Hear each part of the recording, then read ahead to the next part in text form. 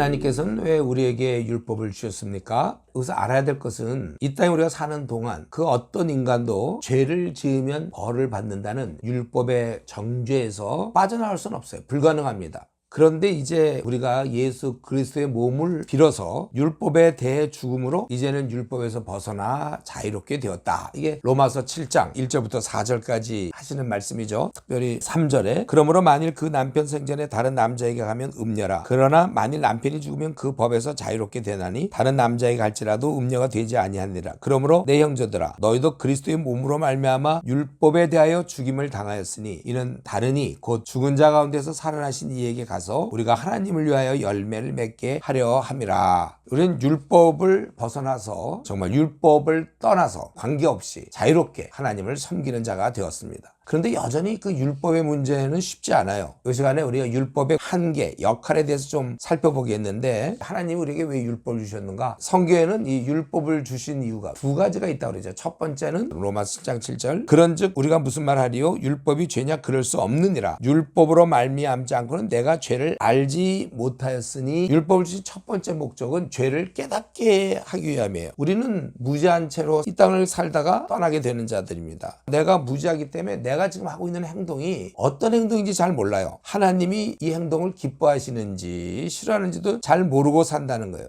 우리는 그런 걸 잘 모르는 채 자기 마음에 원하는 대로 그냥 소신껏 살아갈 따름입니다. 그래서 하나님은 방향이 없이 그냥 사는 우리들에게 선과 악이 무엇인지 알려주셨고 우리가 하는 행동이 어떤 부분이 잘못됐는지를 볼 수 있는 기준을 주셨는데 그게 바로 율법이라는 거예요. 그래서 우리는 율법을 들여다보면 우리의 허물과 죄가 무엇인지를 깨닫게 되는 것이죠. 그러니까 이건 결국은 거울이라고 볼 수 있어요. 율법을 통해서 이게 잘못된 거고 이게 바른 거구나 이런 걸 알 수 있다는 거죠. 그리고 두 번째로 율법의 기능은 우리로 하여금 죄를 깨닫게 할 뿐만 아니라 주님께 도망가도록 만듭니다. 이 말이 참 중요한데 사람들은 율법을 보면서 그 율법을 지키려고 안간힘을 써요. 그러나 율법은 아무도 못 지킵니다. 결국 그러면 율법대로 한다면 우린 다 정죄받아서 멸망받을 수밖에 없어요. 그러니까 율법의 그 법대로 했다가 우리가 안 되니까 어떻게든 율법에서 벗어나야 돼요. 그래서 로마서 7장 4절에 다르니 곧 죽은 자 가운데 살아나신 이에게 가서 우리가 하나님을 위하여 열매를 맺게 하려 함이라. 우리는 죄를 깨닫고 고쳐보려고 애를 쓰지만 애를 쓰면 쓸수록 더 깊은 죄에 빠져들어간다는 거예요. 바로 그래서 우리가 이렇게 살다는 죽겠구나 그걸 깨닫고 살 길을 찾기 위해서 그 율법에서 벗어나 그리스도께로 도망간다는 것입니다. 그래서 이런 면에서 율법에 좋은 기능이 있죠. 주님께 도망가도록 아주 엄중해야 돼 율법은요. 그리고 불가능해야 됩니다. 만약에 우리가 율법을 지켜서 구원받을 수 있다면 누가 그리스도께 가겠어요. 그러나 율법으로는 불가능한 것을 깨닫고 주님께 도망가서 그래서 주님 안에서 우리가 풍성한 열매를 맺고 우리는 정말 행복한 삶을 살게 되는 것이죠. 이 두 가지 외에 성경 오늘 본문에는 써있지 않지만 성경 전체를 통해서 살펴볼 때 결국 하나님이 어떤 분인가가 율법을 통해서 드러나는 것입니다. 하나님이 어떤 분인가를 알려면 구약을 잘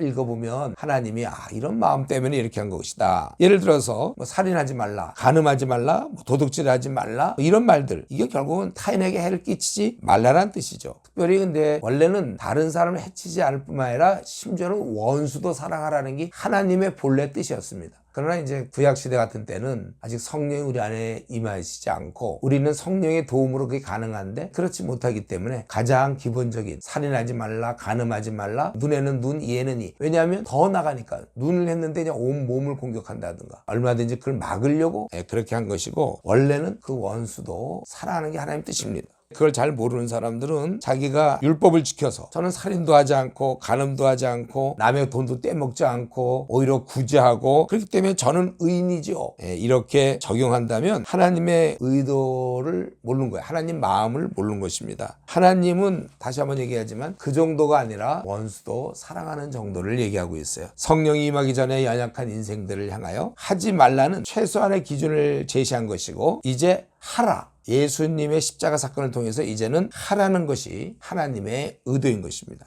부모가 자녀에게 내가 엄마 말 아빠 말 안 들으면 한 대 맞는다 벌 써야 돼 라고 할 때 그 부모 의도는 아이를 때리겠다는 게 아니라 그를 순종하는 자녀로 키우는 교육적 의도를 가지고 그 어릴 땐 최소한 거 물건 던지면 안 된다 뭘 부시면 안 된다 화를 내면 안 된다 이런 얘기를 하는 것이지 사실 부모가 원하는 건 그가 성숙한 사람으로 사람들을 용납하고 훌륭한 인물로 키워지는 거 아니겠어요? 바로 그거예요. 어릴 때 사용했던 거 말고 좀 장성한 자가 되고 철이 좀 들고 신앙을 가지면 이제 너는 이렇게 좀 좀 너그럽게 관용을 베풀면서 그렇게 살아야 된다. 마찬가지로 율법은 어릴 때 우리의 선생이었습니다. 그러나 점점 주님 안에서 성숙한 자가 되어서 십자가를 통해서 확실히 알게 되었고, 그래서 우리는 이제는 율법을 통해서 하나님의 의도를 알겠고 이제 은혜 안에서 우리의 신앙생활을 하는 것입니다. 정리하면 율법의 기능은 죄를 깨닫게 하는 것과 주님께 도망가도록 하는 것, 하나님의 원래 의도들을 깨닫게 되는 것, 이런 것을 바탕으로 주님 안에서 더욱 성숙한 성도로서 살아가야 되겠습니다.